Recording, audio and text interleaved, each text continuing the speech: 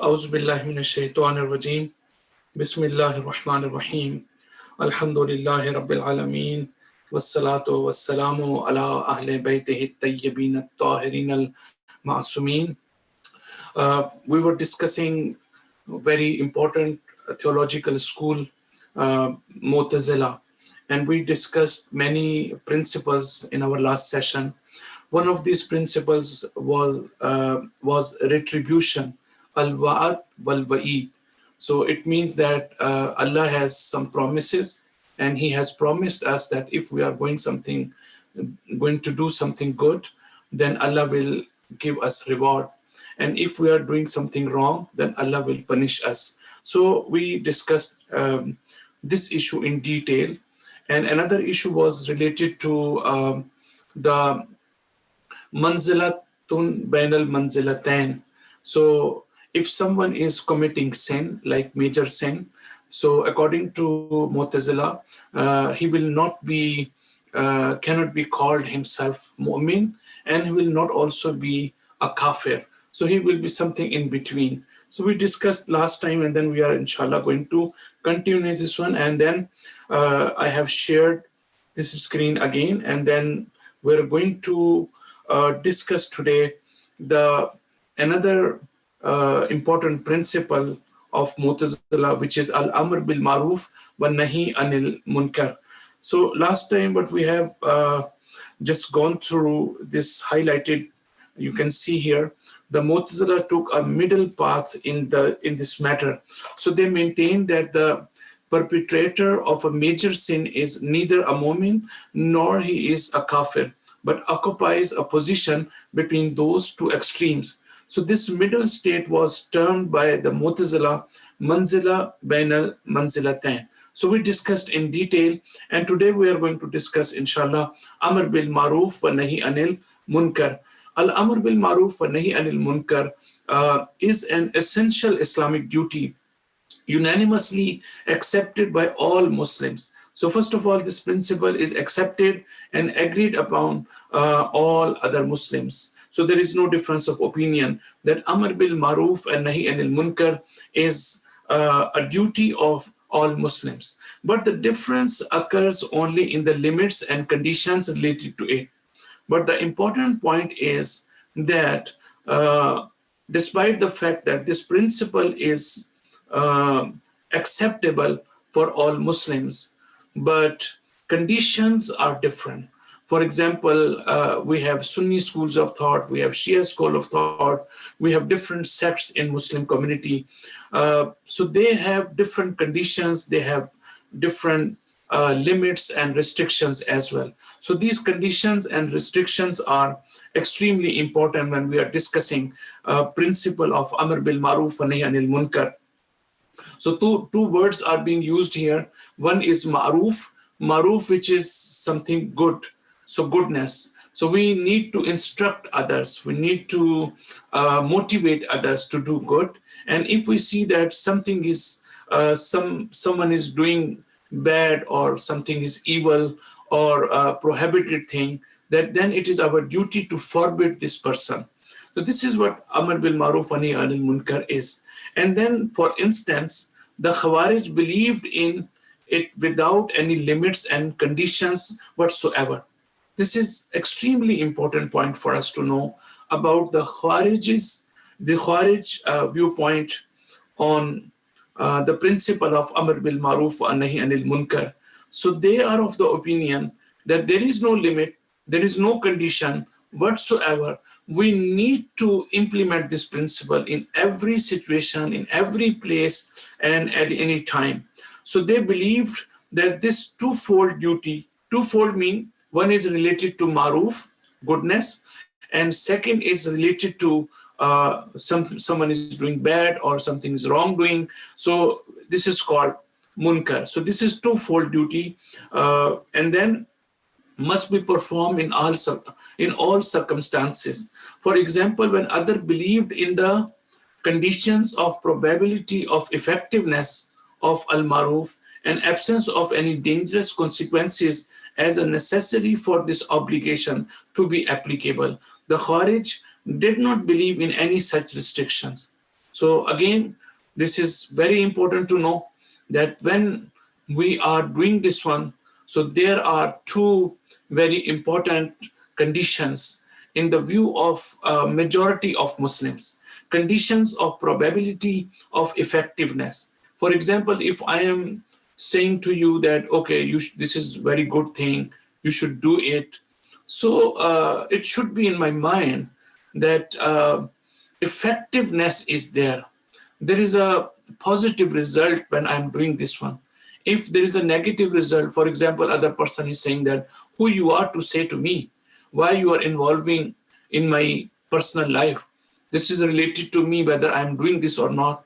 So if such a situation is there, then this is a very important condition that effectiveness is not there. So we should not implement this principle of Amr bil Maruf wa Nahi Anil Munkar. If we make sure that someone is listening us and getting this advice from us, then it is good for us to have this principle in our life. If effectiveness is not there, or an absence of any dangerous consequences. For example, there is a Muslim and then he is drinking somewhere, and you are saying that this is haram, why you are drinking. So dangerous consequences should not be there. Again, effectiveness is extremely important for us, that if it is effective, then we can say that, okay, this is good for us to have Amr bil Maruf wa Nahy anil Munkar in our life. So and the absence of any dangerous consequences as necessary for this obligation to be applicable, the Khawarij did not believe in any such restrictions.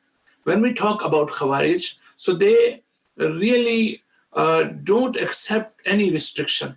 And this is why you can see that some Islamic groups who are very extremist as well, whatever they are doing in the name of Amr bil Maruf wa Nahy anil Munkar. So now we can better understand the foundation of some Islamic groups and then why they are doing this or that, because of the principle of Amr bil Maruf wa Nahy anil Munkar. And why some Islamic groups are not doing this, why some Muslims are not, because it is important for them that effectiveness is there or not.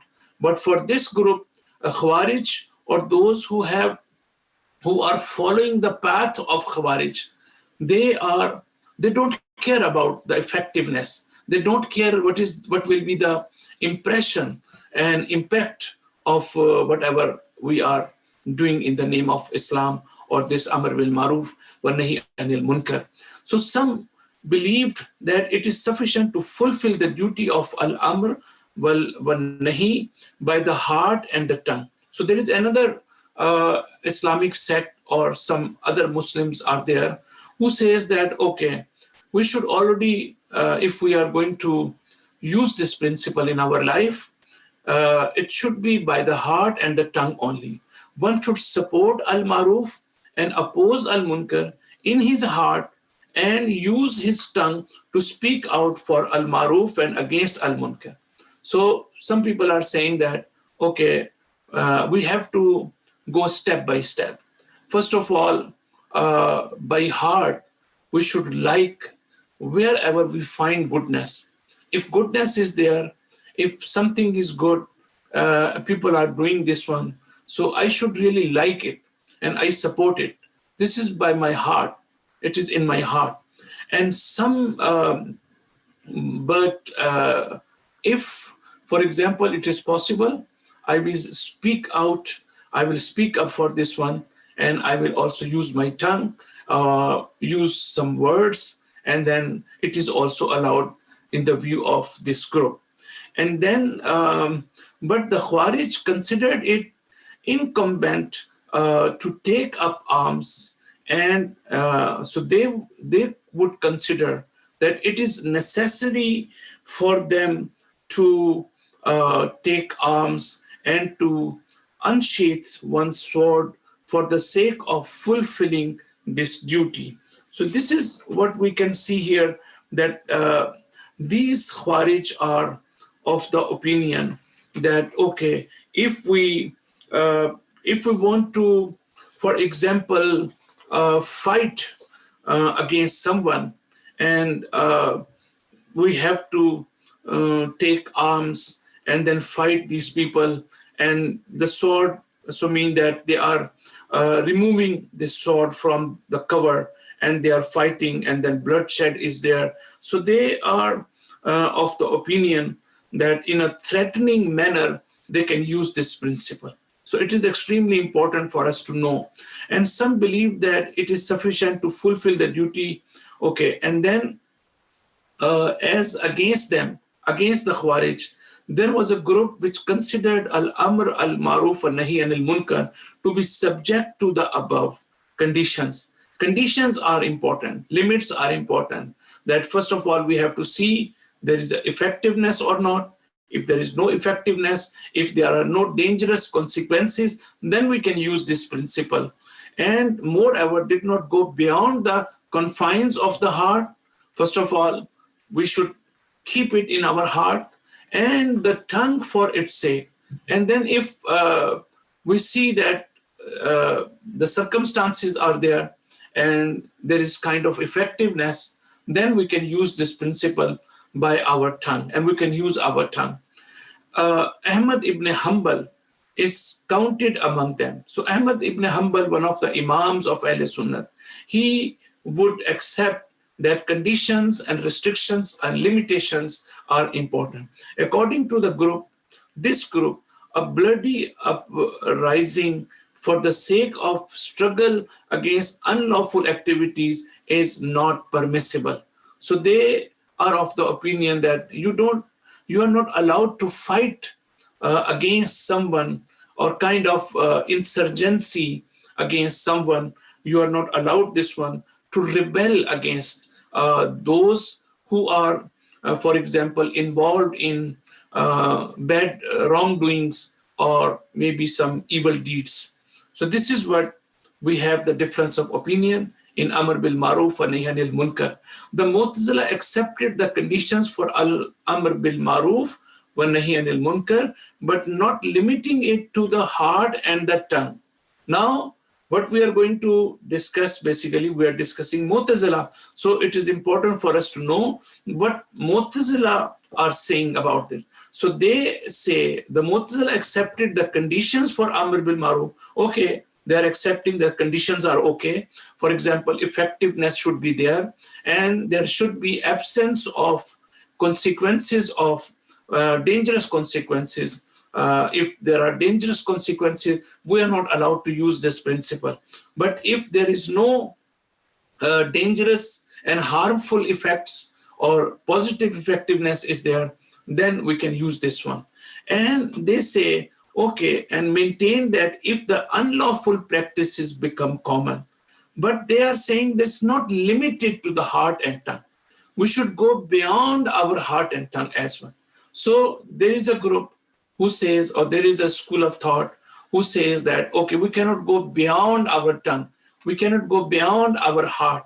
But Mu'tazila are saying that it's okay, we are accepting the conditions of heart and we are accepting the conditions of tongue, but we should not confine ourselves to these conditions. We should go beyond these conditions. And if we see that unlawful practices become common, or if the state is oppressive, and now you know that we are discussing about, there is another important issue.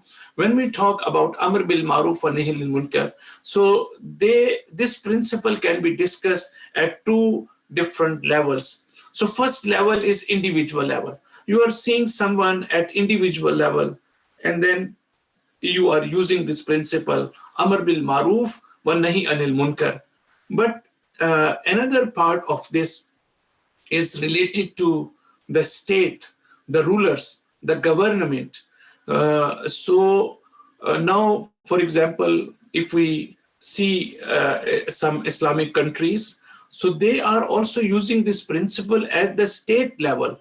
So state level means that they have special department for this Amr bil Maruf wa Nahy anil Munkar, and they have police, they have law and enforcement agencies. So they are responsible to see in the society that if people are doing wrong, so they they are forbidding them, or they are arresting them, or they are, for example, maybe they are taking action against them. So this is what we have, the understanding of Mu'tazila. They say that if the state is oppressive, if and unjust, for example, we see that there is a government who is really oppressing uh, people. So they are saying that it is obligatory for Muslims to rise in armed revolt. So you can take revolutionary action. An armed revolt is an armed insurgency is also possible against this government. So this difference is important for us to know. And then does the belief special to the Mu'tazila in regard to Al-Amr bil Maruf wa Nahi Anil Munkar, contrary to the stand of the Ahl Hadith and Ahl Sunnah. So these are two schools of thought from Ahl Sunnah. One is Ahl Hadith and second is Ahl Sunnah, is belief against there. So the Mu'tazila in regards to Amr bil Maruf wa Anil Munkar is belief in the necessity to rise up in arms for confront corruption. If there is a corruption, so we have a duty, and this is our responsibility to confront this corruption in our life. So the Khawarij too shared this view, and with the difference pointed out above. So Khawarij are also very close to Mu'tazila.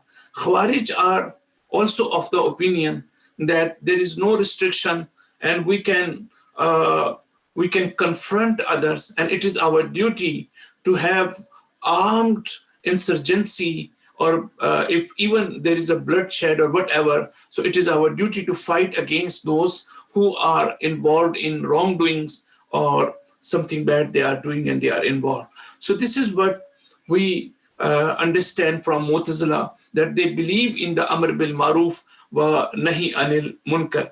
Now, again, we are entering the discussion, the general notions and beliefs of Mu'tazila. According to this text that we are going to read, whatever we said in the last two lectures was related to the basic doctrines of Mu'tazila. So whatever we have studied in our, because today is our 7th lecture on Islamic theology. So whatever we have discussed, Ayatollah Mutahari says that 2 lectures was related to the basic doctrines of the Mu'tazila. We discussed the basic doctrines of Mu'tazila, basic belief system of Mu'tazila. But as we mentioned before, because we have mentioned this before, the Mu'tazila raised many issues and defended their opinion about them.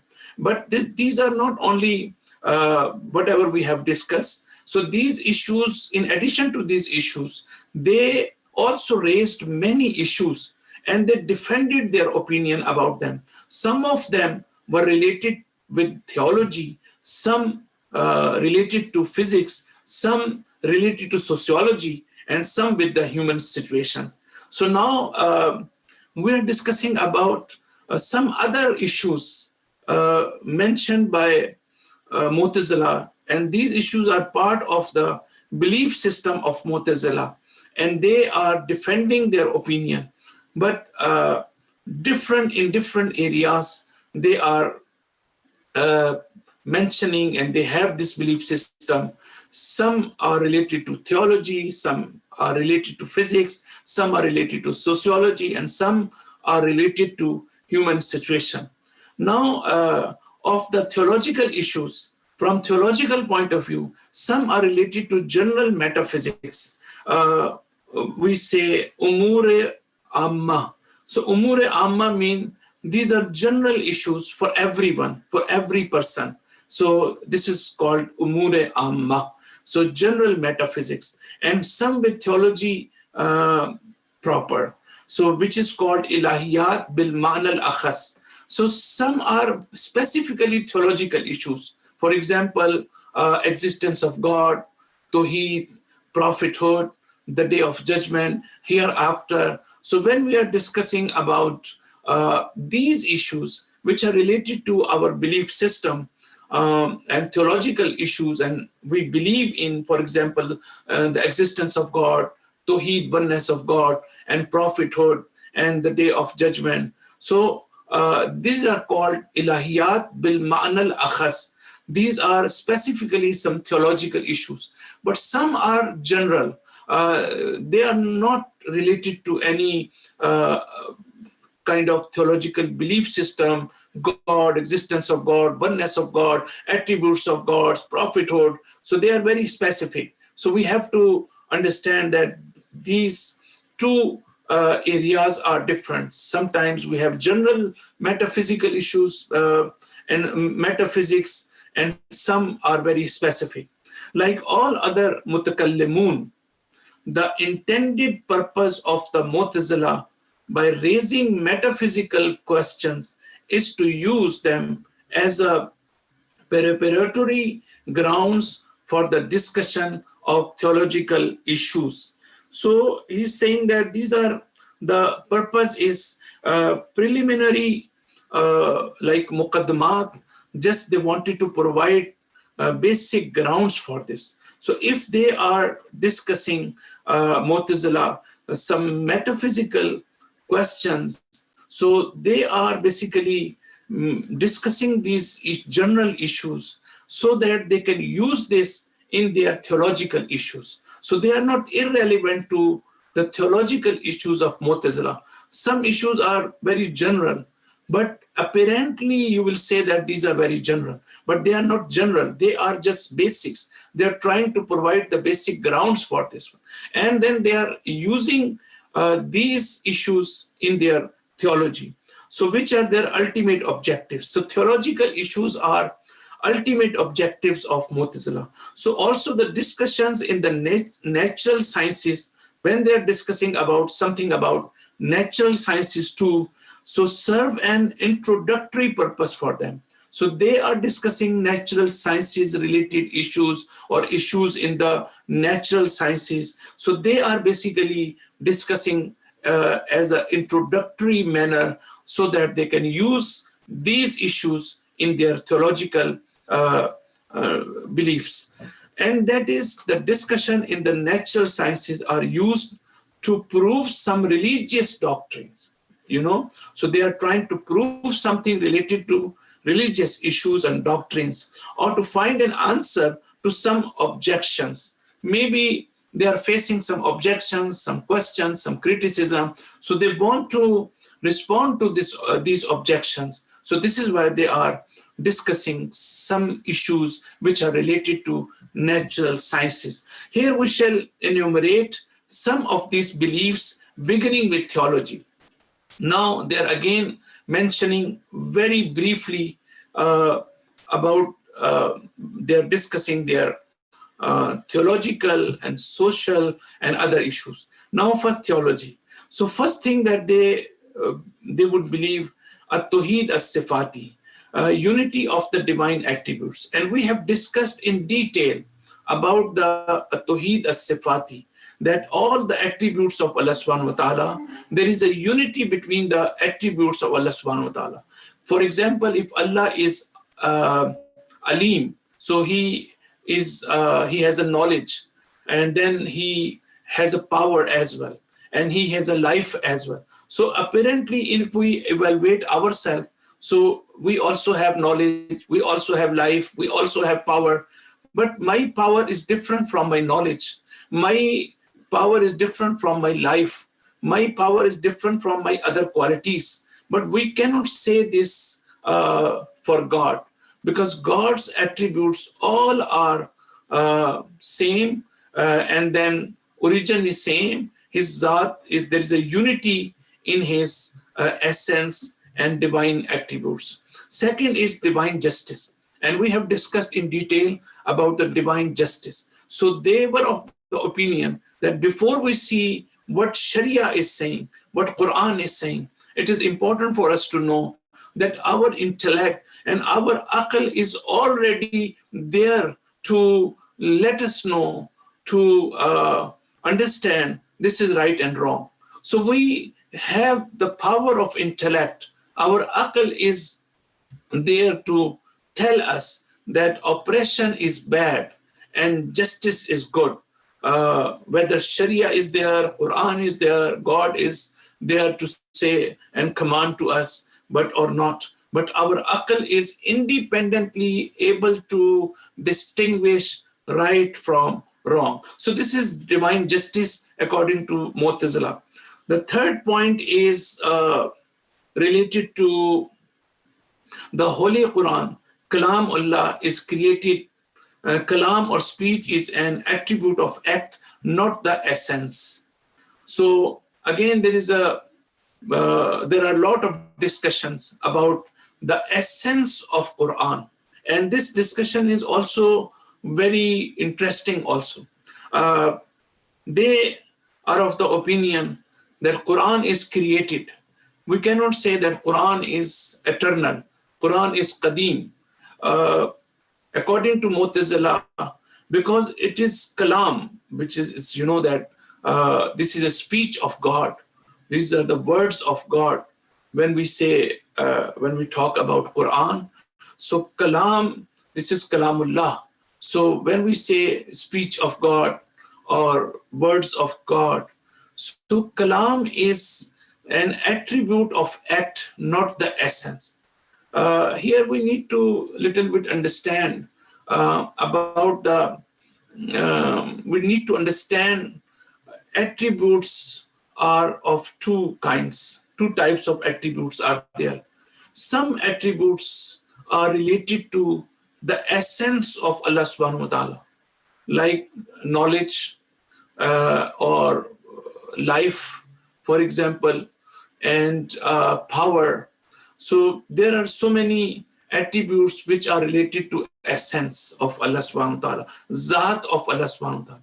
But some attributes are related to the attributes of action of Allah subhanahu wa ta'ala. So we need to distinguish from each other, these two, the essence, attributes of essence, and attributes of the action of Allah subhanahu wa ta'ala. So what is the criteria? How we can understand that what attributes are related to the action of Allah subhanahu wa ta'ala? In order to understand the action, attributes of action of Allah subhanahu wa ta'ala, we see that, for example, we know that Allah is Khaliq, Allah is creator. So now the question is whether when we say Allah is creator, so creation is the attribute of essence of Allah subhanahu wa ta'ala, or the essence or the action of Allah subhanahu wa ta'ala. So what is the criteria? How we can understand this one? We will be able to understand through one very important criterion. So if we, for example, we see any attribute, and two sides are important for us to know. For example, you cannot say to me that I am Khaliq, but you need to understand that there is a other side as well. So created being should be there. So you need to conceptualize and intellectualize two sides.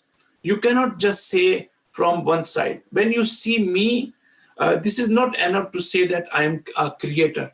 For example, if you say that I am a raziq, the one who provides livelihood, but other side should also be intellectualized. So both sides are involved. So when we want to see that whether something is related to the action of God, for example, now we know that Allah is Raziq. He is providing livelihood to us. So Raziq cannot be the part of the essence of Allah subhanahu wa ta'ala. Why? Because we have to assume the other side as well. For example, we need to know who is getting risk from Allah subhanahu wa ta'ala. So created being must be intellectualized or conceptualized. So then we will understand. But if we want to know that Allah has knowledge, we don't need any other side. If we want to know that Allah is powerful, we don't need other side. So this is the criteria, and they would say that Holy Quran is created, mean that it is kalam of Allah subhanahu wa ta'ala, and kalam is the part of the action of Allah subhanahu wa ta'ala. For example, if you want to talk about my power of my speech. So you have to understand that to whom I'm talking, to whom I'm speaking. So both sides are involved. So this is why they are talking about Holy Quran. And there was a great fight in the history, and Muslims were killing each other. There was a bloodshed at that time only because of that one group was saying that Quran is eternal and we cannot say that it is created. The other group would say that no, it is created, it is hadith. So this is what we have, what Mu'tazila they are saying.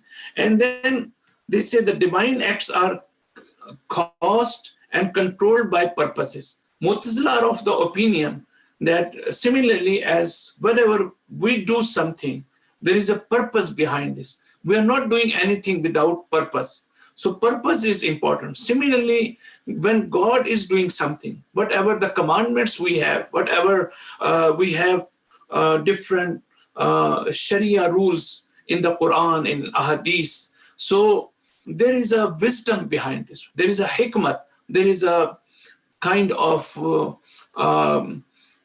purpose behind this. God is not doing anything purposeless. So every divine act is for the sake of some beneficial outcomes. If there are no beneficial outcomes, then Allah is not going to instruct us or command us to do this one. If something is halal and something is wajib and obligatory, there must be something beneficial for us.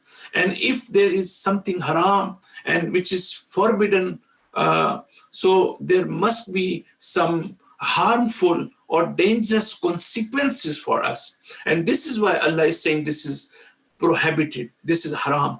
So this is what Mu'tazila are saying.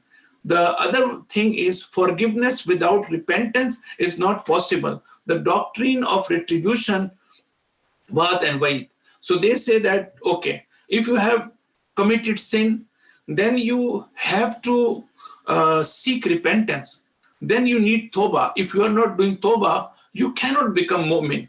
Now we will at later stage, we will inshallah study that according to the Quran, there are many sins that if you are not seeking Tawbah, again Allah will forgive us. But this is in detail and then we will discuss later on. But according to Mu'tazila, they said forgiveness without repentance is not possible. And then eternity is limited to God. In this belief, they are challenged only by the philosophers. So they say that eternity, pre-eternity, is related to God. We cannot say that God is created at certain point. We cannot say, as we can say about ourselves, that I born on this particular date or specific date. But we cannot say that Allah is created at certain period of time. It is wrong to say. So there is an eternity and when we talk about Allah subhanahu wa ta'ala. But there is a difference of opinion about philosophers and mutakallimin, so we'll discuss later on. And then he says, delegation of a duty beyond the powers of the mukallaf is impossible. So whenever Allah is saying that this is wajib for us, it means that this is not beyond my power. This is ugly for Allah subhanahu wa ta'ala. This is wrong. Allah cannot do this one. That Allah is imposing me any obligation and it is hard for me to do this one. It is difficult for me, which is beyond my power. So they of the mukallaf mean the one who is responsible to perform his religious duties. And next is the acts of the creatures are not created by God for 5 reasons. The exercise of divine will does not apply to the acts of men. Very interesting, but maybe inshallah next session we are going to discuss this one, that if we do as a human being, whatever we do, our actions, we cannot say that these actions are created by God. This is wrong to say. They said we are creating our action. We are responsible of our actions. And we cannot say that this is because of Allah. We cannot say this is because of Mashiach and the will of Allah subhanahu wa ta'ala. So now you can see that they are of the opinion that divine will does not apply to the action of man. You cannot say that, for example, to justify your wrongdoing, you are say, okay, this was not in my hand. I was powerless. Why I was powerless? Because God wanted to do this one, because of the will of God. So this is technically very interesting subject of theology. Inshallah, we are going to discuss in detail in a very simple manner, and you will get a lot of benefit from this one. And then the word is created and is not pre-eternal. Only the philosophers are against the view. And again, they say the world is created. This world we are living, this is dunya. This world is created. And the world before this is alam-e misal, imaginary world. The world before this is alam-e aql, which is intellectual world. All these spiritual and material worlds are created. We cannot say that they are eternal. But philosophers like Mullah Sadra, they say no, they are also eternal. So inshallah, very interesting discussion. I'm not going into the detail, but maybe later on. And the last point is, God cannot be seen with the eyes, either in this world or in the hereafter. So in this world and hereafter, we cannot see Allah subhanahu wa ta'ala because of a lot of philosophical reason. And then philosophically, it is not possible to see God with our eyes in this world and in the day of judgment. Inshallah, we will continue this one in next session, and we are going to discuss again some other important points related to Mu'tazila. Thank you very much. See you, inshallah, next week.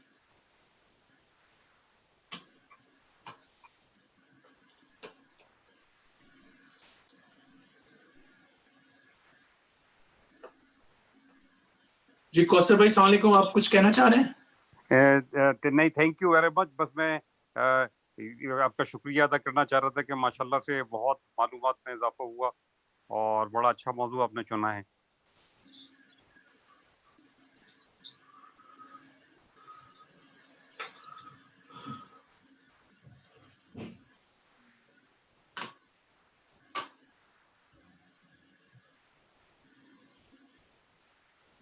Yeah, I cannot hear you. Yeah.